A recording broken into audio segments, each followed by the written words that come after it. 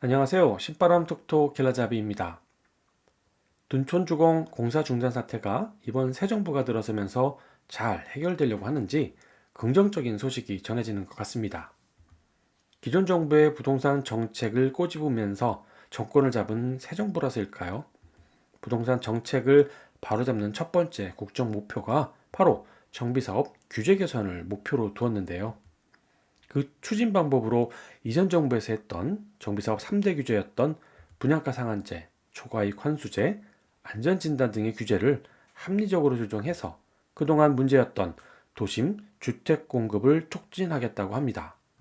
그 시행 시기도 시행령과 시행 규칙 개정을 통해서도 할 수 있는 만큼 새 정부 출범 이후 신속하게 바뀔 수 있을 것 같습니다. 하지만 이 3대 규제를 모두 풀었다가는 지금도 완화 기대감에 재건축 아파트 가격이 출렁이고 있는데 이것을 한 번에 다 풀어버리게 되면 일기 신도시 아파트 가격이 얼마나 난리를 치겠습니까? 따라서 현재 재건축 현장에서 가장 문제가 되고 있는 분양가 상한제를 완화 또는 폐지해서 단기적인 주택 공급 효과를 보려고 할 것이지만 앞으로 뜨거운 감자가 될 초과이익 환수제와 안전진단의 규제는 아무래도 추후 상황을 본 다음에 발표할 것으로 보입니다. 새 정부의 의지가 이럴 것인데 분양가 상한제가 폐지될 경우 둔촌주공은 어떤 이익이 생길까요? 이번 정책 변경으로 인해 중단된 공사가 다시 재개되면서 모든 문제가 자연스럽게 해결될까요? 사실 그동안 돈 때문에 공사가 중단되고 유축권을 행사하고 계약 무효 소송이 발생되었지 않습니까? 둔촌주공이 공사 중단되기까지의 문제를 요약해보면 크게 두 가지로 정리할 수 있습니다. 그 첫 번째는 바로 저평가된 분양가입니다. 2019년 12월에 조합이 총회를 거쳐서 일반 분양가를 3,500만 원 이상으로 산정해 분양보증을 신청했지만 허그는 2,978만 원의 분양보증 가격을 제시하는 바람에 분담금 상승의 문제로 결국 일반 분양을 지체하다가 지금의 문제가 발생된 것입니다. 그럴 것이 저가로 분양할 거면 차라리 분양 상한가의 적용이 더 낫다 싶은 판단이었을 것이고 또 허그에 독점하고 있는 고분양가 심사제가 공정성에 문제가 있다고 지속적으로 문제 제기되고 있는 것을 보면 그 당시 조합의 심정을 좀 이해할 수도 있을 것 같습니다. 그런데 그동안 부동산 가격은 치솟았고 그것을 발판 삼아 새 정부가 세워졌으니 새 정부의 뜻대로 분양가 상한제가 폐지되면서 지금 꼭대기에 있는 아파트 가격 시세 대비 80% 수준으로 분양가가 책정된다면 지금의 둔촌주공의 사태쯤이야 원활하게 해결되지 않을까요?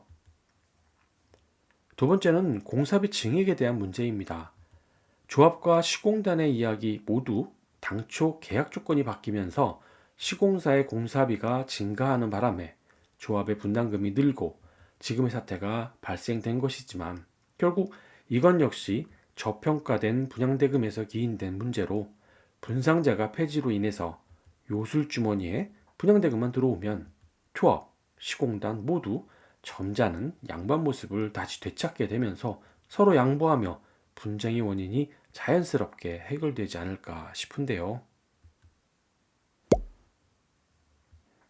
결국 요술주머니에 분양대금만 들어오는 날이면 지금의 모든 사태가 녹록듯이 해결될 것 같은데 정말 말처럼 잘 진행이 될까요? 지난 영상에서도 말씀드렸듯이 재건축 사업의 성패는 무조건 지체 없는 사업 추진이라고 말씀드렸습니다. 그 원인으로는 PF 사업대출 이자율과 수수료가 너무 크기 때문에 재건축 사업으로 돈 버는 사람은 결국 은행과 대출 브로커밖에 없다고 말씀드렸습니다. 지금 공사 중단된 둔촌 재건축 사업장에 분양가 상한제 폐지라는 뜻밖의 선물이 이 사태를 해결할 마중물이 아닐까 싶은데 관건은 이것이 언제 시행되느냐가 문제가 될 것 같습니다. 윤석열 정부 110대 국정과제를 봐도 주택 공급 확대, 시장 기능 회복을 통한 주거 안정 실현이 첫 번째 목표로 설정된 것을 보면 새 정부가 들어서는 것과 동시에 시행될 것처럼 보이기는 하지만 사실 보이는 것 모양일 뿐 길라잡이 입장은 조금 다르지 않겠나 생각합니다. 둔촌주공과 같이 재건축 사업에 투자한 조합원의 입장에서야 시행령만 바꿔서 시행되면 될 일이라고 생각하지만 정부 입장에서는 또 다른 셈이 작용하지 않을까 생각합니다.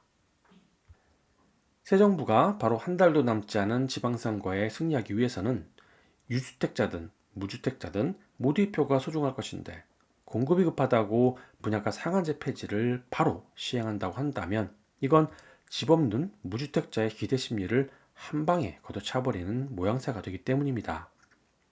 이전 정부 덕분에 소위 로또 분양이라고 해서 청약에 당첨만 되면 그 자리에서 수억 원의 차익이 생기기 때문에 지금까지 참고 기다리며 무주택자의 자격을 유지하고 있었는데 정권 바뀌면서 갑자기 나의 수억 원의 기대 차익을 한순간에 걷어차버린다면 그 누가 소중한 한 표를 주겠습니까?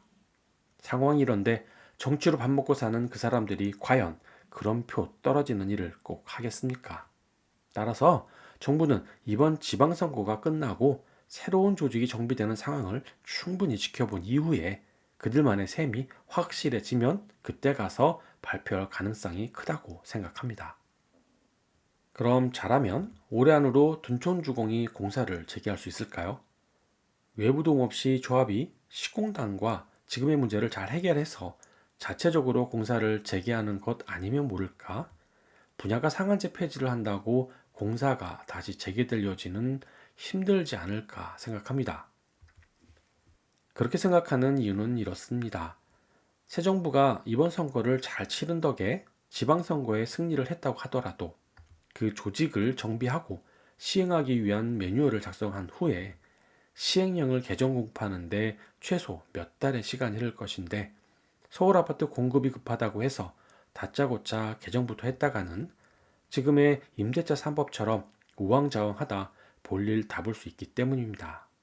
따라서 시행령을 개정하기 이전에 정책 추진 방향에 확신이 설 때까지는 아마도 보수적으로 접근할 것이라고 생각이 듭니다. 하지만 이게 늦어지는 이유가 이것이 전부는 아닙니다. 사실은 정부의 발표 시기보다는 시공사가 자신들의 이익을 위해 계산하는 셈이 더 크지 않겠나 생각들기 때문입니다. 그렇게 생각하는 이유가 바로 도급제 때문입니다. 아이러니하게도 조합이 더 도급제를 원한다고 하였고 여기에 현장 소장은 지난 2020년 6월 25일에 이미 도급 변경 계약으로 공사 금액을 확정하였다고 하면서 계약 변경은 지난해에 협의가 끝난 사안이라기까지 하는 것을 보면 도급제 계약 형식은 확정된 것으로 보입니다. 그런데 왜 조합은 도급제를 원하는 것일까요? 아마 이런 이유가 아닐까 싶은데요. 재건축 사업을 처음 하는 것이라 앞으로 상황이 어떻게 될지 몰라 불안하니 차라리 공사 금액만 확정해 놓으면 내 분담금은 확실하게 고정되었으니 약속한 공사비만 분양대금에서 주기만 하면 결국 나에게 수십억짜리 새 아파트가 생긴다는 착각을 하지 않았을까 싶은데요. 도급제는 부동산 경기가 좋을 때야 사업의 이익이 조합에게 돌아가서 이득을 보게 되지만 경기가 좋지 않을 경우에는 그 손해를 조합이 온전히 책임져야 하는 계약 형태입니다.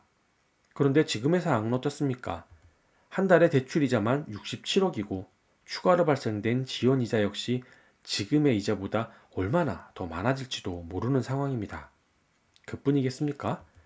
서울시 코디네이터 법률자문단도 공사비 증액 계약의 절차가 법률적으로 문제없다고 판단하고 있는데 만약 소송에서 지기라도 하면 공사 중단으로 인해 발생된 추가 공사비와 공사 재개를 위한 부대 비용은 또 누가 부담하겠습니까? 도급제로 인해서 예상되는 문제가 또 있습니다.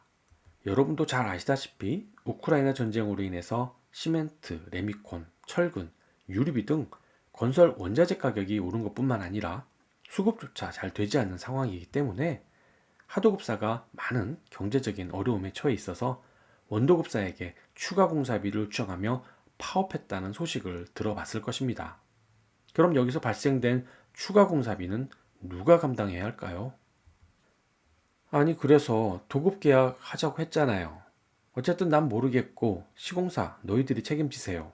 라고 모른 척하고 조합이 말한다고 그게 말처럼 될까요? 민간건설공사 표준도급계약서 22조를 보게 되면 가격이 변동이 있을 경우에는 공사비를 조정할 수 있다고 명시되어 있습니다. 따라서 조합은 지금처럼 말할 수 없을 뿐더러 도급제로 인해서 증액된 공사비마저 조합원이 추가 분담해야 되는 것입니다. 이렇게 도급제로 계약을 변경하게 되면 시공사는 사업 리스크에 대한 책임에서 자유로워지기 때문에 상대적으로 조합은 불리할 수밖에 없습니다. 뭐 이쯤 되면 시공사가 왜 이러고 있는지 예상되지 않습니까? 이런 이유로 시공단은 조합처럼 공사 재개를 아쉬워하며 서두를 필요가 없습니다. 더군다나 지방선거 후 조직 개편하고 분양가 상한제 관련 시행령을 개정해서 공포하면 아마도 찬바람이 불기 시작할 때인데 중대재해법 시행으로 시공사의 경우 안전사고에 온 신경을 쓰고 있는 마당에 번거로운 동절기 공사를 무리하게 진행하기보다는 차라리 지금같이 그냥 주저앉아서 소송하며 따뜻한 겨울을 보내는 게 더 이익이 있지 않을까 상상도 해봤습니다. 설마 하니 대기업이 이 정도까지 무리수를 둘까 생각하지만 조합은 모든 경우의 수를 다 고려해야 합니다. 소송이 장기화되면 안 할 말로 결국 변호사비만 부르게 된다 합니다.